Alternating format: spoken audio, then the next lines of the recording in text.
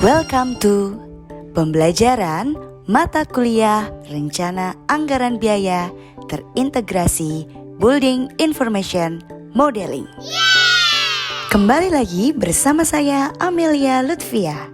Di part video pembelajaran kali ini kita akan belajar mengenai rencana anggaran biaya berbasis Building Information Modeling menggunakan aplikasi Kubikos. Di video part terakhir kali ini kita akan belajar mengenai AHSP. Apakah ada yang tahu mengenai AHSP? Coba silakan jawab pertanyaan ini pada kolom komentar di Spada pada section materi ini. Penasaran apa itu AHSP? Langsung saja kita mulai pembelajarannya. Selamat belajar! Pengertian analisis harga satuan pekerjaan atau yang disingkat dengan AHSP. Analisis harga satuan adalah suatu cara perhitungan harga satuan pekerjaan konstruksi yang dijabarkan dalam perkalian kebutuhan bahan bangunan, upah pekerja, peralatan dengan harga bahan bangunan, standar pengupahan pekerja dan harga sewa atau beri pelaratan untuk menyelesaikan persatuan pekerjaan. Analisis harga satuan pekerjaan konstruksi diterbitkan setiap tahun. Ini berlaku untuk SNI-nya atau standarnya yang berubah dari setiap terbitan AHS-SNI, biasanya harga satuan bahan dan upah. Sedangkan koefisien AHS relatif tidak berubah. AHS-SNI aslinya dalam bentuk format file Excel. AHS disimpan dalam sheet AHS terdiri dari analisis harga satuan pekerja, harga satuan upah, harga satuan bahan, dan harga satuan pekerjaan. Analisis harga satuan terdiri dari uraian pekerjaan, volume koefisien pekerjaan, harga satuan upah, dan harga satuan bahan. Komponen analisis harga satuan pekerjaan.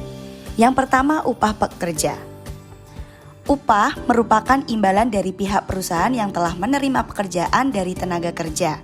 Bila tiada upah, biasanya juga tidak ada hubungan kerja, misalnya pekerja yang dilakukan secara gotong royong. Yang kedua, harga material. Yang ketiga, koefisien SNI. Analisa SNI merupakan pembaruan atau revisi dari analisa BOW.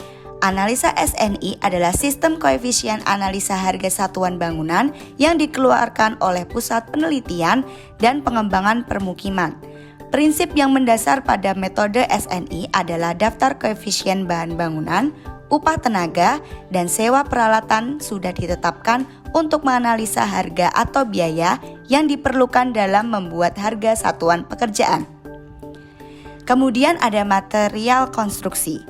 Material konstruksi meliputi seluruh bahan yang digunakan untuk menyelesaikan bagian pekerjaan dalam satu kesatuan pekerjaan pada suatu proses konstruksi.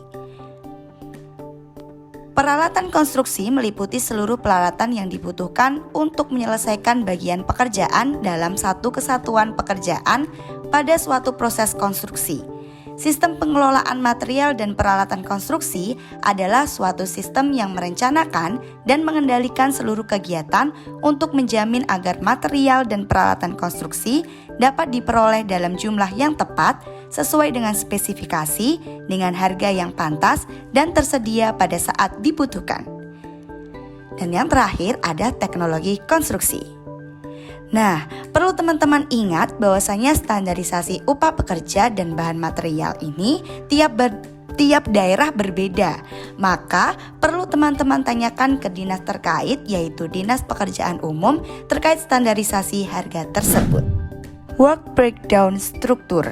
Apa itu work breakdown struktur atau yang disingkat WBS? WBS merupakan suatu daftar yang bersifat top down dan secara hierarki menerangkan komponen yang harus dibangun dan pekerjaan yang berkaitan dengannya. Contohnya adalah sebagai berikut. Oke, teman-teman, berikutnya masih seputar tentang WBS. Kalau tadi ada pengertiannya, kali ini ada keuntungan dari WBS. Nah, keuntungan WBS yang pertama memberikan daftar pekerjaan yang harus diselesaikan. Yang kedua, memberikan dasar untuk mengestimasi, mengalokasikan sumber daya, menyusun jadwal, dan menghitung biaya. Yang ketiga, mendorong untuk mempertimbangkan secara lebih serius sebelum membangun suatu proyek. Nah, selanjutnya ada manfaat utama WBS nih. Yang pertama, analisa WBS yang melibatkan manajer fungsional dan profesional yang lain dapat membantu meningkatkan akurasi dan kelengkapan pendefinisian proyek. Yang kedua, manfaat dasar anggaran dan penjadwalan. Yang ketiga, menjadi alat kontrol pelaksanaan proyek karena menyimpan biaya dan jadwal paket kerja tertentu dapat dibandingkan dengan WBS. Dan yang terakhir ada tujuan WBS. Nah, tujuan WBS yang pertama yaitu melengkapi komunikasi antar personal proyek. Yang kedua, menjaga konsisten dalam pengendalian pelaporan proyek. Yang ketiga, cara efektif untuk melengkapi tugas manajemen.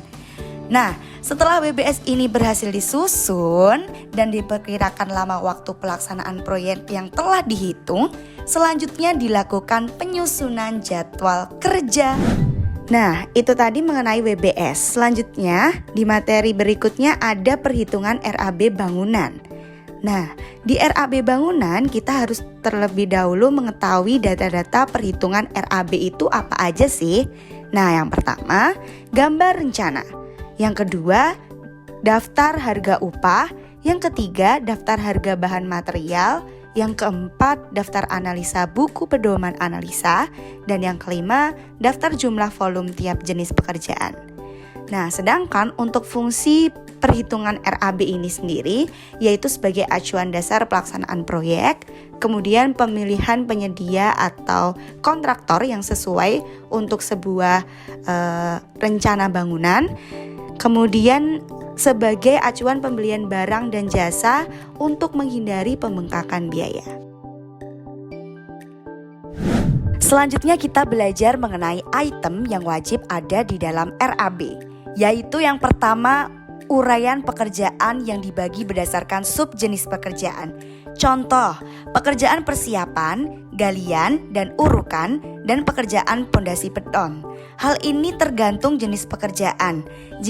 Jika pengadaan barang, maka akan lebih sederhana. Sedangkan pekerjaan jasa konstruksi, dari setiap bagian uraian pekerjaan memiliki rincian pekerjaan lainnya yang lebih detail. Yang kedua, volume pekerjaan, yang memiliki arti satuan yang digunakan untuk pengukuran suatu item barang atau objek. Volume pekerjaan umumnya dapat dihitung dalam satuan meter persegi, meter kubik, atau unit. Yang ketiga, satuan pekerjaan, harga satuan pekerjaan, yang dapat dipisah menjadi dua bagian, harga jasa atau harga jasa berikut materialnya. Setelah itu, kalikan volume pekerjaan dengan harga satuan pekerjaan. Yang keempat, total upah pekerja, yang didapatkan dari biaya per jam dikalikan dengan estimasi waktu pekerjaan dikalikan dengan total pekerjaan. Yang kelima, total material bahan bangunan. Yang keenam, total atau jumlah harga yang didapatkan dari penjumlahan total upah dengan total material atau perkalian volume dengan total upah.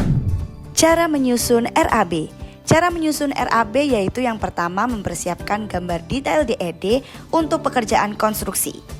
Gambar kerja detail atau biasa disebut dengan Detail Engineer Design dibutuhkan untuk beberapa keperluan proyek, termasuk dalam penyusunan RAB. Selain itu, DED ini nantinya juga bisa digunakan untuk mengurus keperluan pembuatan izin mendirikan bangunan, IMB, dan pembuatan surat perjanjian kontrak kerja SPK.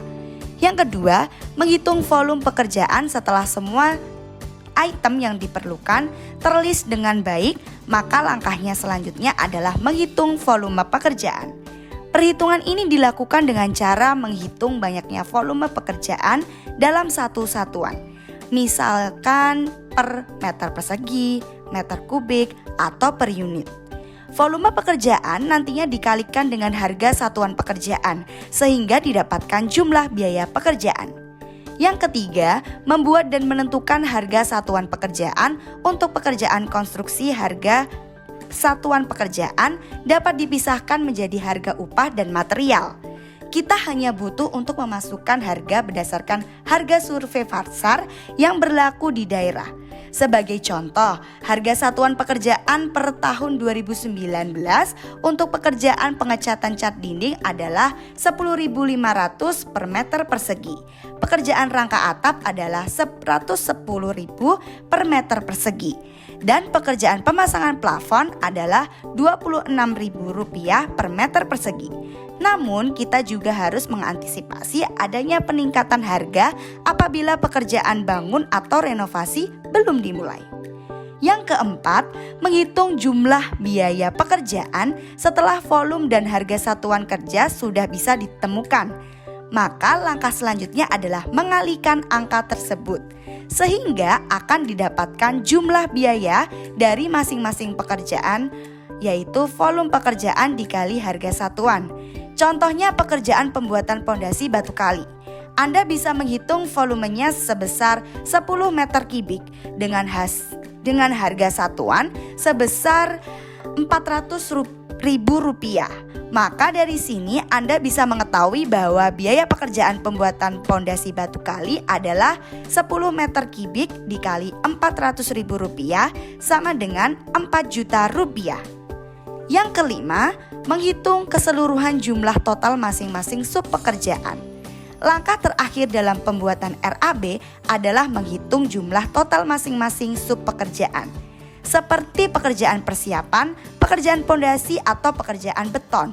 Sub pekerjaan tersebut dapat diuraikan lagi secara lebih detail. Setiap pekerjaan kemudian ditotalkan sehingga didapatkan jumlah total biaya pekerjaan yang kemudian dikurangi dengan biaya pajak.